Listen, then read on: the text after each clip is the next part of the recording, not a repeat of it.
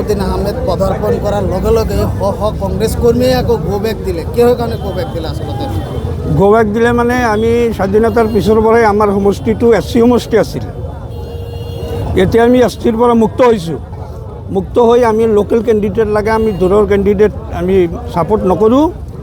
লগতে বিশেষকৈ অসুবিধা হৈছে আমাৰ মানে সি হ'ল বিজেপিৰ এজেণ্ট। আজি আপোনালোকে সকলোৱে দেখা পাইছে এই চনতলী বা কালাতলী বা গৰাইমাৰী অঞ্চলৰ মানুহে কিমান ফৌজ লৈ আহিছে। সি যদি একচুৱেলিতে সমষ্টিত সোমোৱাৰ ইচ্ছা আছে সি অকলেচোন আহিব পাৰে। তাৰ যদি সৎ সাহস আছে, ইলেকশ্যন খেলাৰ যদি সৎ সাহস আছে, আৰু সি হ'ল গুণ্ডা প্ৰকৃতিৰ মানুহ, যাৰ কাৰণে আমি তেওঁক নিবিচাৰোঁ। আমাৰ লোকেল লাগে, আমি লোকেল বিচাৰি আছোঁ।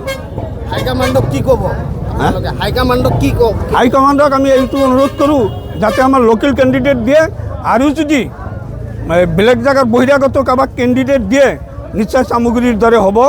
আপোনালোকে সকলোৱে জানে বা ওপৰ মহলেও জানে চামগুৰিত যেনেকুৱা কৰিছিলে, তো হয়তো তেখেতসকলে ভাবিব পাৰে যে আমাৰ মিয়া মানুহে কেৱল কংগ্ৰেছতে ভোট দিব পাৰে, কিন্তু সেইটো আশা কৰাটো ভুল হ'ব। যদি বাহিৰা মানুহ দিয়ে তেতিয়াহ'লে আমি সেইটো বিকল্প ব্যৱস্থা কৰিম। বিজেপিৰ এজেণ্ট সি, কৈছোঁ বিজেপিৰ এজেণ্ট নহ'লে ইমান ফৌজ লৈ সি কাৰ সাহসত আহিছে? নিশ্চয় হেমন্তই কৈ দিছে।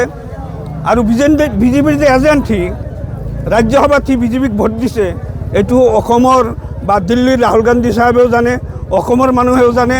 আৰু যদি এতিয়া যদি সেই এজেণ্টক এই টিকেট দিয়ে তেতিয়াহ'লে আমি প্ৰত্যাখ্যান কৰিম।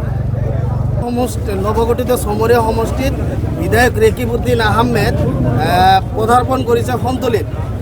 দেখা গৈছে যে কিছুমান কংগ্ৰেছ কৰ্মীয়ে আকৌ গো বেক দিছে, আপোনালোকে গো বেক দিছে, কিহৰ কাৰণে গো বেক দিছে? গো বেক দিছে মানে ৰেকিবউদ্দিন চাহাব এই 15 বছৰ যে MLA আছিলে, আমাৰ অসমত এই কি কৈছে, এই জাতিৰ হকে কোনো মাত মাতা নাই।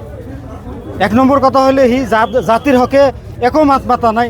দ্বিতীয় কথা হ'ল আমাৰ নৱগঠিত চমৰীয়া সমষ্টিত আমাৰ লোকেল কেণ্ডিডেট লাগে। এই ৰেকিবউদ্দিন হ'ল বাহিৰা মানুহ, সি বিহাৰৰ মানুহ, তাক আমি কোনো পধ্যেই সন্তলীবাসী ৰাইজে তাক বিধায়ক হিচাপে কেতিয়াও মানি নলয়। আমাক লোকেল লাগে, লোকেল।